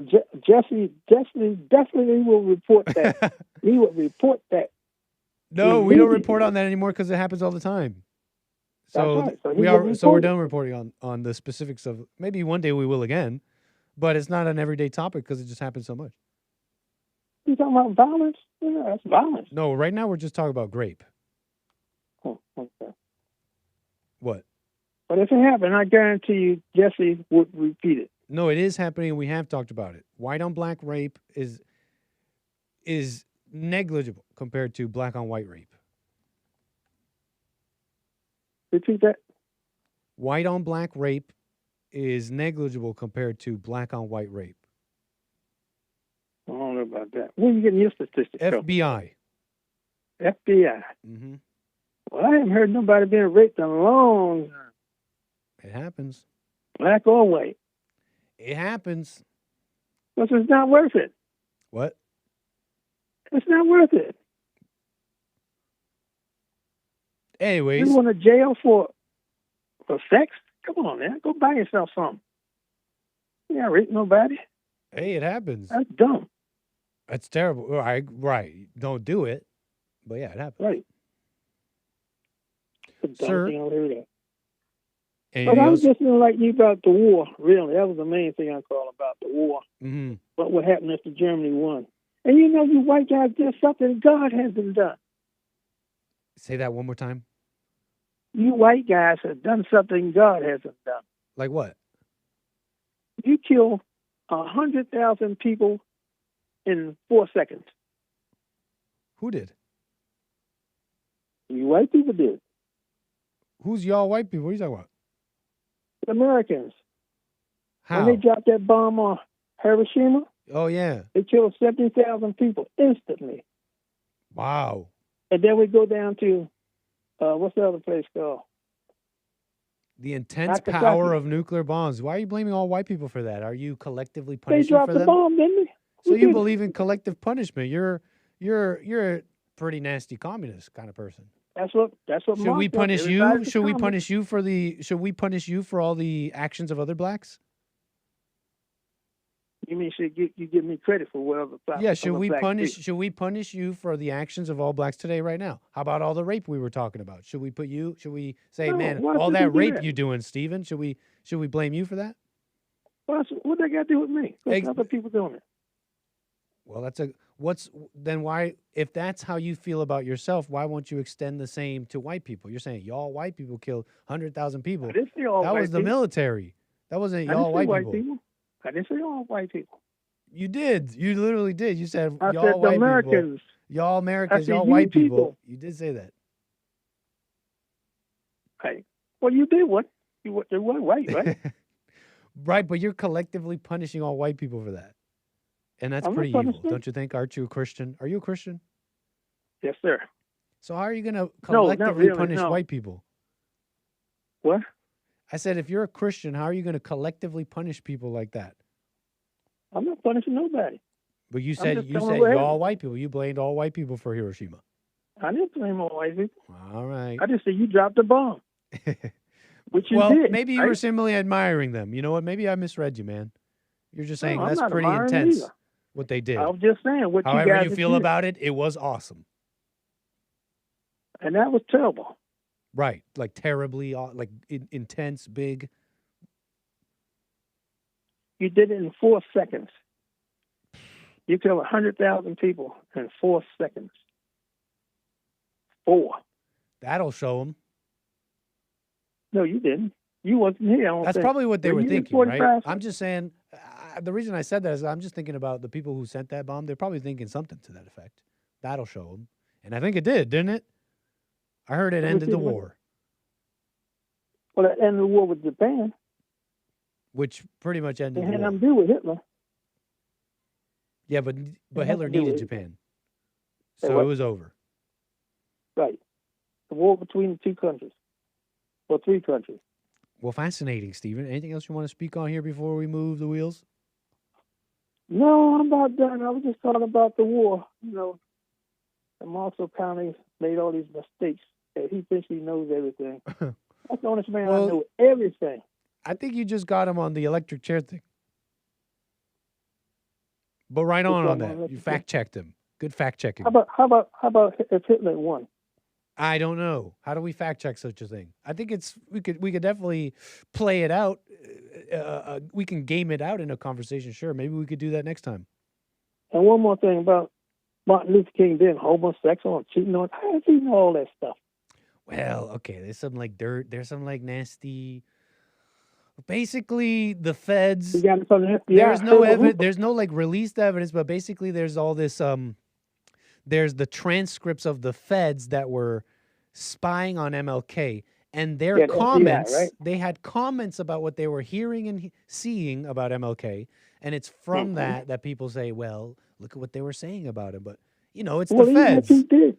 I'm not saying it. Look, I don't even feel strongly about it either way, but that's why that's where they're getting that from. And even if he did all that stuff, he wasn't violent. He didn't kill anybody. Oh, you're saying he's just having like those are all consenting people in the background, like he was just running his mouth. That's it. And honestly, that stuff doesn't even matter. The worst, the true charge, the true crime, or whatever, the sin of Martin Luther King is that he did actually care about the color of skin and how to lie to blacks and how to keep them angry. That's really his true crime. Wait a minute. What did he lie about? You said what? What did he lie about? Well, he told blacks after all this mess, after the emancipation, it's like, okay, now you guys are dealing with each other, and sometimes you didn't like dealing with each other, but that's how free people are. You get to discriminate against each other. And then a bunch of people came around and said, hey, blacks, that's actually wrong. We need a civil rights movement. And then Martin Luther King was at the partly at the center of that, and he continued that lie. He continued that lie that blacks need civil rights. I mean, he told them after all this, he's like, hey, by the way, Negroes, you're not free. 100 years later, you are still crippled and discriminated against and in chains. I was I was liar. there. There wasn't no change. There wasn't no change, but I was there. I knew what was going on. So was Jesse Lee Peterson. No, he wasn't. He was living on a utopia, remember? Wait, what? Everything was cool there. What are you talking about? Someone remember this. Well, he remembers we had good jobs that black people had back in the 40s. Oh, that's right. You wasn't there. A job is a good job. Yeah, good job. Picking cotton? That's a good job. What are you talking about? Yeah. Well, I can see you now picking some cotton. I'd love to. For free. For about, what, you get $5 a pound? $5 for a pound? Well, I don't even think you get that nothing's free. I would learn some lessons probably and some skills. But no, I mean, if I got paid to pick cotton, then I get paid to pick cotton. What do you mean? That's a job. That's a good job. A job that pays. Job. A good job is a job that pays, and you're working. That's a good job, huh? Of course. Yeah, okay. I wouldn't do it. Whatever, Stephen. You're better than cotton pickers. So all of a sudden you're better than a cotton picker? Cotton picker. So you're better than a cotton picker. That's right. So what should the cotton pickers say about you? I don't know. I don't When they care. hear you say such a thing. This guy don't thinks care. he's better than me. I'm going to tell you one other thing. You I'm got not 2 gonna arms, do. 2 legs, just like them. Why can't you pick cotton? Because I ain't picked it. But anyways, I'm just messing around a little bit. Stephen, man, can you call me again? I ain't pushing a broom, and I ain't picking no cotton. No humility in you. That's That's a right. I ain't bad. doing That's not that. a good Leave thing me to with have my it stuff. at such a mature age. I never did it, and I'm never going to do it. I'm 89. I'll be 89 next month. Do you clean up your own I didn't. area? I've never pushed a broom. That's what's in my house. Even for your own Clean up. filth? That's what I'm saying. I clean up my own house. Alpha But I ain't do male. it for a living. Only the wife did that. No, one of the blacks did that. But you never even sweeped up stuff in your own house for your own mess? I said I cleaned my house. Well, there you go. Then you push the broom. Got him. Stephen, man, Well, can you call me again? That's my house. Right. I'm talking about for a living. Don't you know what I mean? stop being so judgmental. Those people are doing A a fine janitor? job. How about one of that? I'll give you that word for it. Janitor. I understand, Stephen. We would all like to increase our standing in life, but we must be humble to start somewhere. Steve in Maryland, can you call me again? Sure, anytime. Nice, man. Appreciate it. 888-775-3773. I'm looking at the chat. You guys are like, done with Stephen. Hey, have a little patience. What's going on with y'all? You guys have no decorum. Holy. Look at you guys. Look at you. Have a little patience. Okay? Stephen's our friend from Maryland. Like, calm down. All right, where were we? You know what? This didn't get played today. Can we just do what did today here on the Anchor Baby Show? It didn't get played on any other shows, but let's just watch this together. What do you guys think? Okay, Ilhan Omar. Let's do it on the Anchor Baby Show. Let me pull it up. I have a dream that we gonna work it out. What song is that? I have a dream that we're gonna work it out. Somebody knows. Now, where's all my stuff on Ilhan Omar? Because she got attacked, apparently. She got attacked. Now, I have my own opinion. About what happened. Okay, it's a mere opinion. But what happened? Okay, January 27th, Tuesday, yesterday, during a town hall event in Minneapolis at the Urban League Twin Cities facility, while Ilhan Omar was speaking, she was specifically calling for the abolition of ICE and demanding the resignation or impeachment of Homeland Security Secretary Kristi Noem. Don't listen to them, Mr. President. United Front, stays not an inch. Okay, not another inch. And demanding the resignation of impeachment of this Kristi Noem, okay.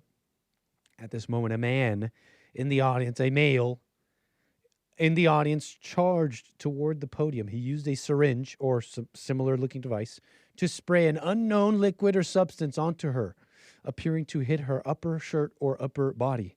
Some reports noted a bad smell. Security and or attendees quickly tackled and subdued him. He was arrested on the spot. Omar was not injured physically, declined immediate medical checks, and continued her remarks briefly, stating that she was fine. And this guy, apparently Anthony J. Kazmierczak. Okay, the so-called this suspect here at the center of this attack. They attacked her, folks. And I don't agree with any attacking violence, okay? That's like, oh my God, all this rhetoric. They're saying, right as Trump was saying this, then Ilhan gets attacked. It's basically his fault. I saw the liberal media saying, and then we'll get to calls. Then we'll get back to calls. This Anthony guy, which we'll see the video in a sec together. But, they're saying, I don't know what the angle is here. If we're supposed, I'm already seeing it on X, right? We're supposed to believe this guy's like some MAGA guy. He just insane over ICE. Look at the political violence. What happened? You can hear the Ilhans now. What happened? I thought we changed as a nation after Charlie Kirk. Goes, oh, you're gonna just Charlie Kirk me? You guys don't really care. That's how MAGA is. This is the MAGA. Again, this is all changing quickly. The details are very fresh. Maybe this is gonna change, but This is this alleged Andy Anthony Kazmierczak. I mean, this account is saying this is confirmed as the guy, but that's just some person on the internet saying that.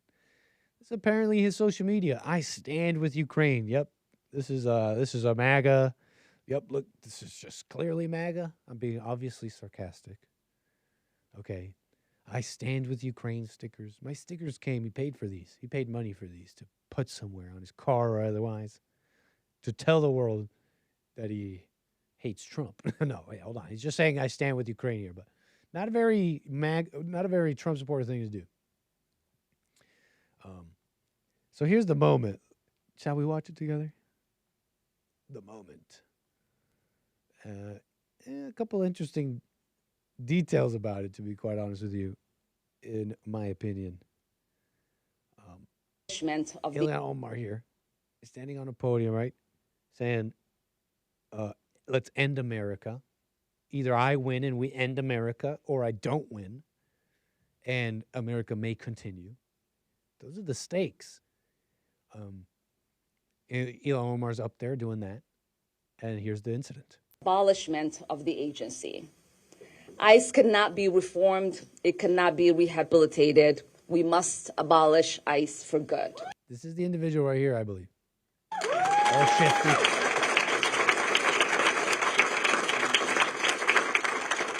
And DHS Secretary Kristi Noem must resign or face impeachment.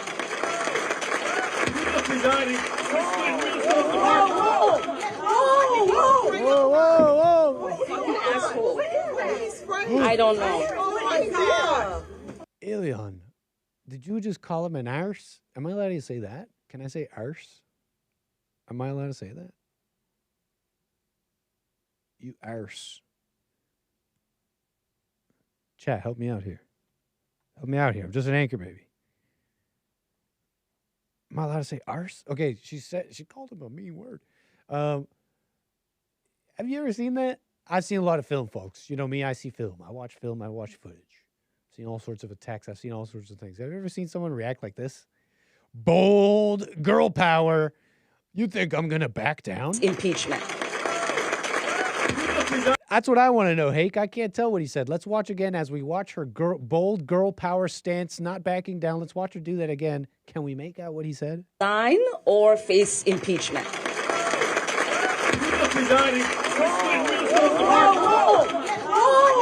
It's not clear what he said.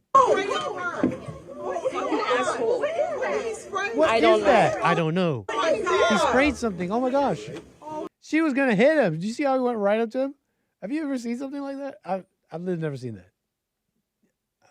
I don't think anyone, right? Like anyone reacts like that when their person is in danger.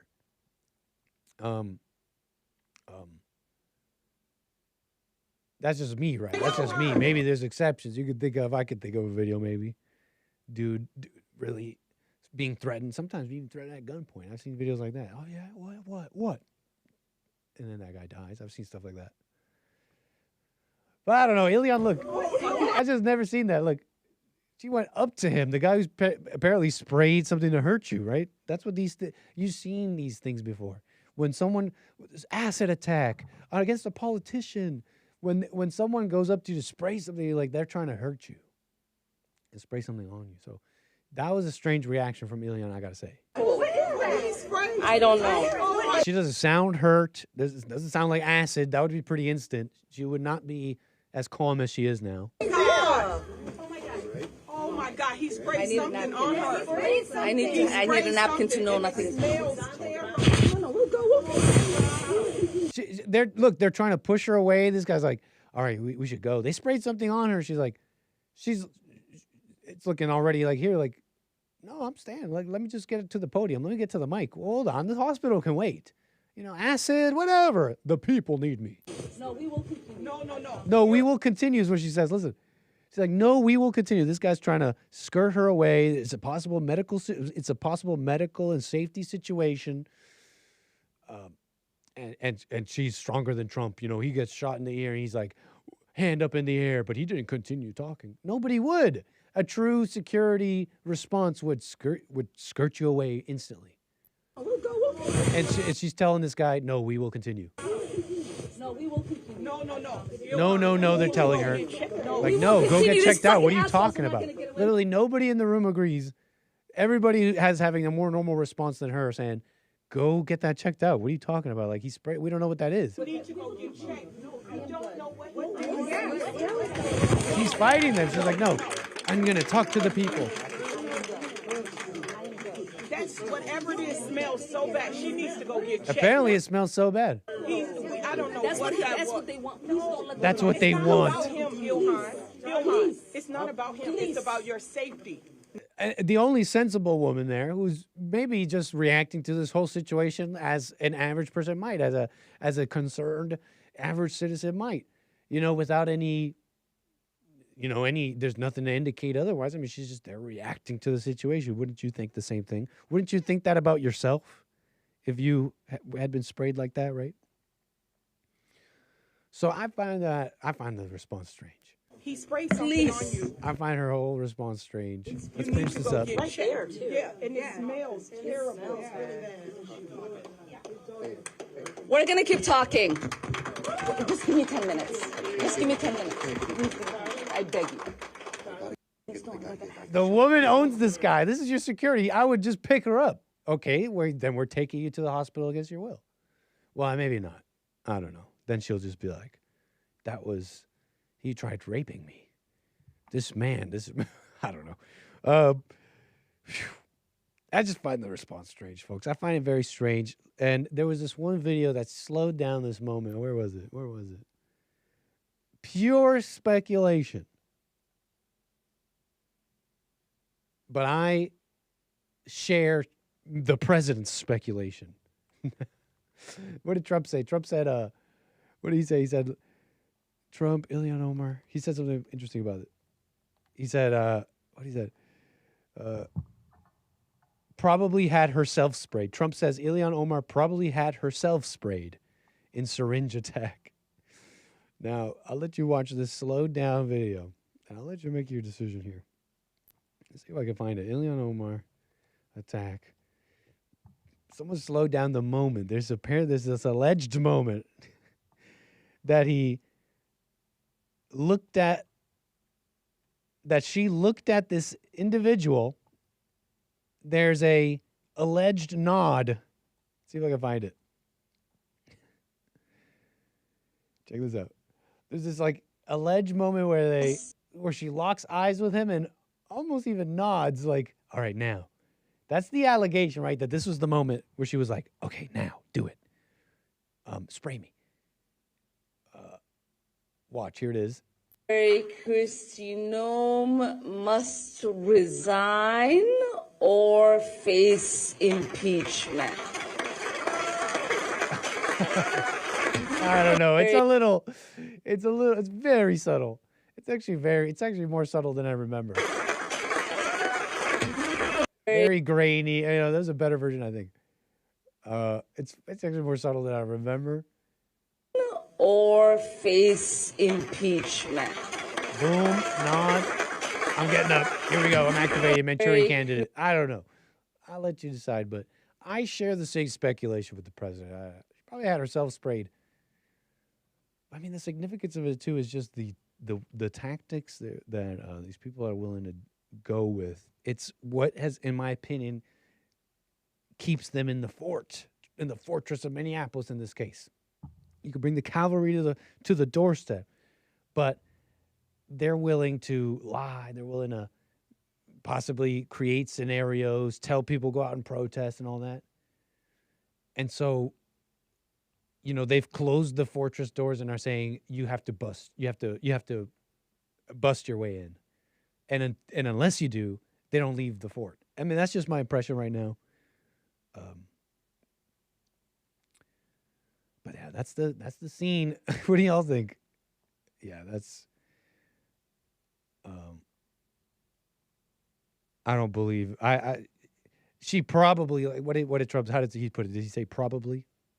You know what I'm trying to say. I'm trying to say it like Trump. She probably had herself sprayed. I don't know, but I share his speculation.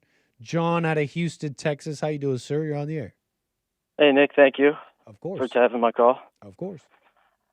I wonder what that guy that sprayed the spray. Mm-hmm. This is so symptomatic of a good enough culture.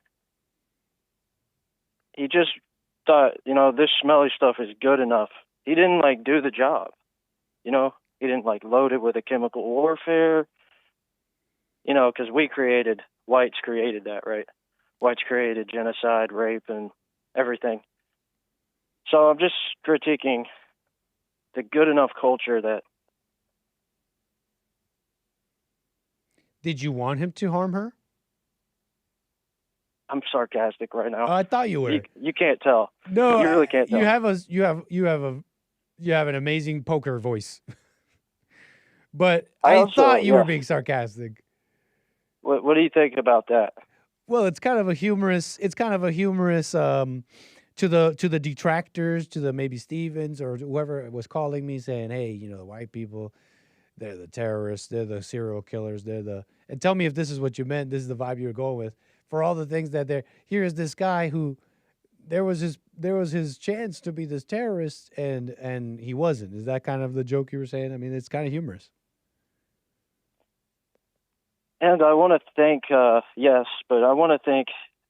thank Mark for calling in the show and standing up. And I was calling because of his call.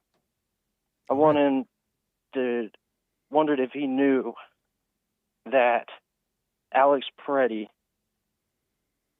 was working at the VA hospital as an ICU nurse. Did he know that? I just want to hear what he has to say about that. Well, we don't have him, but he might be listening. If he's listening. Is there, help me understand the reasoning for your question. Well, because that is the person working at the VA hospital, they must really be a patriot. I just want to know why did things go down like that, and what did Mark have to say about that? Well, because he always makes it interesting. For sure. Personally, it's hard to say. Personally, I mean, even on the VA thing, can we really say someone getting assistance or was in the military just on that they're a patriot, love America? I mean, no. Commonly, you see all sorts of former military, especially if they were higher brass and stuff, come out totally woke, and sometimes they'll be looking pretty strong. They'll be like this white, like a white family and all that, and they'll come out like Mark Milley and all that, and they'll say, "Come back here." Sorry, Mark. They'll come out sounding like your average liberal, like pink-haired woman, right? So there's plenty of military people who I can think of are just totally woke, anti-America. So I don't think just on the point of being a veteran or going to Veterans Affairs or working as a nurse there makes you patriotic at all. Commonly, we see the opposite. So there's a good enough culture going around. Come on. Oh. There's a good enough culture. I'm understanding you a little bit more. And then I love Stephen. Out of Maryland? I love him. Does he know that Hitler was on meth, all the time? I've heard a little bit of that over the years. I don't know how true it is. I've never looked into it, but the whole meth and the amphetamine usage of the Nazis of that time, the German Nazis, and even Hitler himself, the allegations of the widespread meth use, amphetamine use. I don't know how true it is or the details of any of that. One last thing while I got you. Of course. The television shows, the Christian television shows today, like The Chosen. The Chosen is very historically accurate. It's cool. However, what about Highway to Heaven? Have you seen that show? I have not. Highway to Heaven is basically an angel is like hiding in plain sight as a person. Okay. And he meets up with this ex-cop. And then God, like, ordains the ex-cop and the highway angel to, like, drive around America. Interesting. And it's like older, like the 80s. It was like, early 80s. Oh, there was an episode about the VA hospital. Uh-huh. This disabled veteran, is having like a toothache. And, the VA won't like give him insurance. And so he sees this criminal on TV, and the criminal in the news, it's like in the news media, the number one story. And the criminal's like, I can't like go under trial until I get my toothache taken care of. Mm-hmm. So the premise of the episode is like, he saw that, and now it's on his mind that America needs to treat America owes its veterans. Really, they're not getting help. Yeah, America owes its veterans more help. Yeah. And I wonder if there's like good, like, thought-provoking television like that nowadays. You're making me. I've never seen this show. You're telling me about Highway to Heaven, but you're making me think of like Law and Order and those shows. Every now and again they'd have an episode, and they're making like a point. You'd have like an episode of House, and the patient happens to be like, this is a bit of a different example. This may be evil, but like, well, definitely evil. But you'll have a patient, and the patient's gay, but they were hiding it, and because they were hiding it, they caused some medical issue inside of them. And House is like to the parents, you see what you did to your gay son. He basically almost killed himself. So you shouldn't judge gay people because look, they might, right? Shows sometimes have episodes like that, right, where they try to make a point. And then so you're telling me in this Highway to Heaven they had one where, right, a veteran wasn't getting cared of, and then the point was, hey, America, veterans aren't being taken care of. Yeah, TV had a way of doing that. Actually, that's not the point of the show. That wasn't the point of that episode. That was like part of the premise, but in the end, I didn't want to spoil the episode, but I'll go ahead. And there's lots of episodes like this. In the end, he remembers that he's a hero because now I know it's tricky to talk about being a hero, but they bring in the like a guy who he's saved his life in the war, because he's disabled veteran now. And he's like, this is my son. He's like, if it weren't for you, my kid would have never been born. And so he's like, yeah, like during the episode, it also touches on what being a hero is, because he's like getting drunk and he's like trying to fight and he's like, I'm a hero. And he's just like compensating because brings in his wife. And in the end, he didn't really believe he was a hero. It's a little complicated. You have to watch the episode. It's just television. Yeah, man. Cool. Highway to Heaven, Michael Land. A lot of people in the chat are familiar with that actor, and they're saying he's a total Chad. So cool little American show there, John. Appreciate your call. Anything else you want to say here before we move the wings? I love Bond, and I'm so proud of Mark and Steve calling in, speaking up. But I want to know from Mark if he knew that the guy was a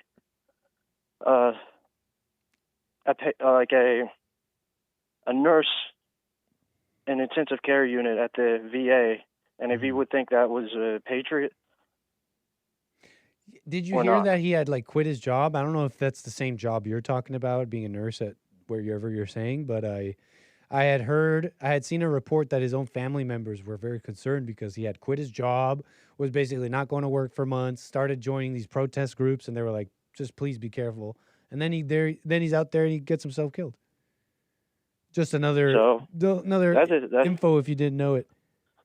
So, I mean, that is something that you have to research before I can totally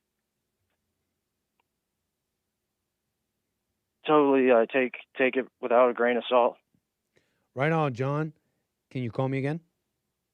Yeah. Take Thank you. care. Right on.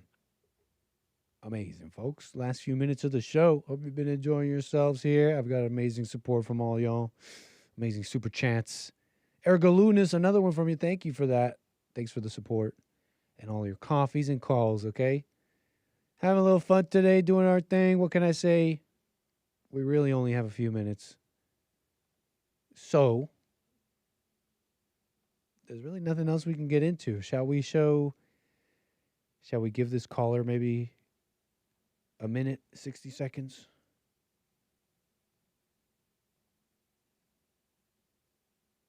Oh, hey, Derek, if that's the same Mark out of Los Angeles, you got to tell him to call back tomorrow. It's one a day. Thank you, Mark. I appreciate it if that's the same one. I appreciate you listening on, but it's one a day. Call us tomorrow. Appreciate that. He wants to get in there. You know, they're asking him questions, and he wants to respond. Amazing. Man, we really don't have time for anything. I wanted to bring up the disobedient wife again. The man that kills his disobedient wife. And that's not funny. That's terrible. He killed his disobedient wife and her parents. They came to live with him. Okay, fascinating little news story here. Some commentary, but honestly, we don't even have the time to do it justice. So we'll leave it for tomorrow. It's an interesting one. Look, obviously, shooting and killing is bad. That's an obvious one. But what about her violence? What about the violence? Her repeated violence, in fact. She didn't even care. She was happy to commit violence daily. Okay, maybe not. Okay, I'm stretching things here. You're getting a little nervous. You're like, what violence? Words aren't violence, Nick. But I'm telling you, that woman had violence in her heart to be so combative to an individual who's simply saying, hey, this is my home and I don't want to live like this. How can you just tell me too bad, so sad? And when you're just so willing to be such a person, when you're so willing to be in conflict and you think it's just a cute thing, I get my way and I can just have conflict with people and nothing will befall me. You're a silly person cruising for a bruising, and I do not condone violence. Obviously, he was wrong for killing her. We'll get into it tomorrow, folks. Fascinating little story. My wife and her mom and her stepdad. Well, that's about as straightforward as it gets. That's about as straightforward as it gets. Clearly, man, I got to leave this video for you guys tomorrow because there's like commentary from the psychiatrists and the analysts and the psychoanalysts and the women. It's kind of fascinating. We'll get to it tomorrow. Folks, hope you enjoyed the show. We got Bible Thumper Thursdays already here. More Hake Report. And, of course, the more American Anchor Baby after all that. Take care for now. See y'all tomorrow. Oh, well, actually, I'll see you guys in an hour. We got Punchy TV. Don't miss it. Punchy TV with the experts. Punchy TV on YouTube. Punchy.tv/Punchy TV. All right, folks. For real this time.